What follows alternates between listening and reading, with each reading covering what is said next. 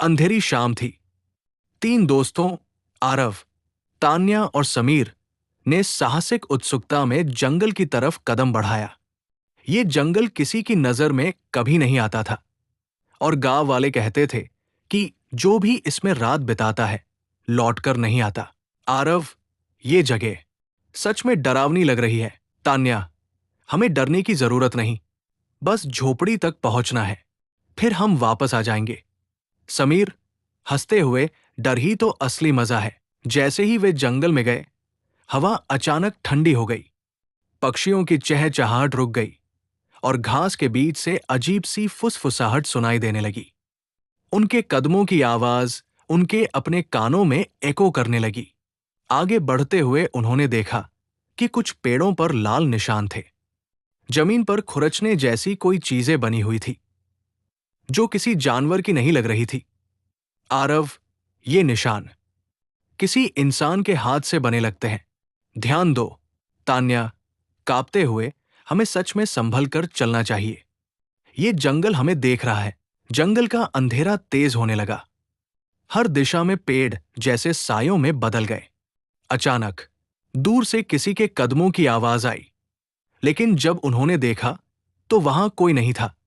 समीर, ये सिर्फ हवा की आवाज है। शायद, लेकिन तान्या की आंखों में डर साफ दिख रहा था।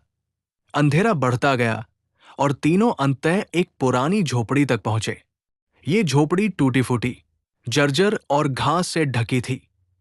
खिड़कियों से अजीब सी रोशनी झांक रही थी। आरव, चलो अंदर देखते हैं। तभी दरवाजा अपने आप जोर से हिलता है। जैसे ही वे अंदर गए, अचानक एक ठंडी हवा का झोंका आया और दरवाजा अपने आप बंद हो गया। भीतर दीवारों पर अजीब चित्र बने हुए थे। एक महिला की आंखें उन्हें घूर रही थी। अचानक कमरे में एक हल्की चमक उभर आई और फुसफुसाहटें तेज हो गई। आरव, तुमने ये देखा? तान्या, हाँ, ऐसा लग रहा है जैसे कोई हमें देख रहा हो। और फिर अचानक एक ठंडी हंसी कमरे में गूंजी। दोस्त डर के मारे पीछे हटे, लेकिन जब वे बाहर निकलने की कोशिश करते हैं तो झोपड़ी का दरवाजा अब नहीं खुल रहा था। बाहर अंधेरा और भी गहरा हो गया था। अचानक झोपड़ी के बाहर साया हिलने लगा।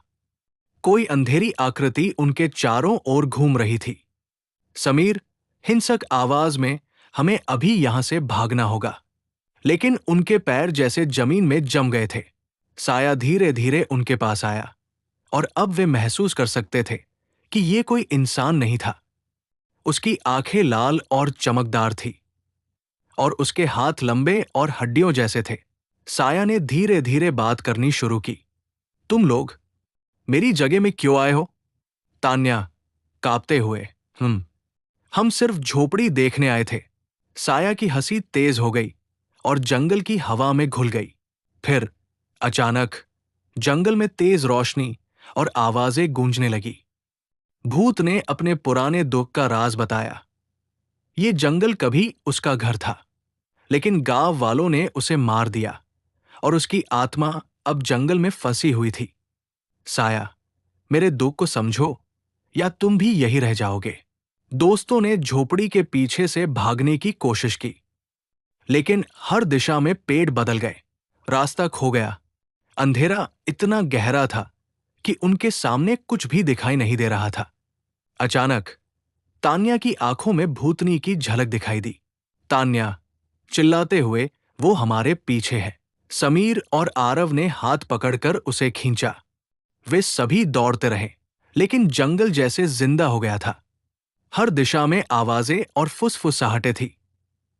जंगल में तीनों दोस्त भागते रहे, लेकिन हर कदम पर पेड़ उनके रास्ते को बदलते जा रहे थे। अंधेरे में हर दिशा में साया हिल रहा था और फुसफुसाहटें उनके कानों में गूंज रही थी। आरव, हिंसक आवाज में, हमें कहीं ठिकाना ढूंढना होगा। ये जंगल जीवित लग रहा है। तान्या रोते हुए, समीर, हमें यहां से निकलना होगा, नहीं तो। अचानक भूतनी की लाल आंखें उनके सामने प्रकट हुई। उसका चेहरा क्रोधित और उदास दोनों था। हवा में उसकी ठंडी हंसी गूंज रही थी। भूतनी धीमी, भूतिया आवाज में, तुम लोग मेरी कहानी क्यों सुनना नहीं चाहते? क्या तुम भी मेरी तरह अंधेरे में फंस जाना चाहते हो? समीर ने झिझकते हुए पूछा। आप क्या चाहती है? हम आपको परेशान नहीं करना चाहते। भूतनी ने धीरे धीरे अपनी कहानी शुरू की। ये जंगल कभी उसका घर था। गांव वालों ने उसकी सच्चाई जानने के बाद उसे मार दिया और उसकी आत्मा अब हमेशा जंगल में फंसी हुई थी। भूतनी ने उन्हें बताया कि जंगल में एक पुराना तालाब और एक छिपा हुआ मंदिर है जहां उसका जर्नल रखा हुआ है। उस जर्नल में उसके सारे दुख और मौत का सच लिखा है। आरव, तो अगर हम वो जर्नल ढूंढ लें तो आपको शांति मिल जाएगी? भूतनी: हाँ, लेकिन रास्ता आसान नहीं है।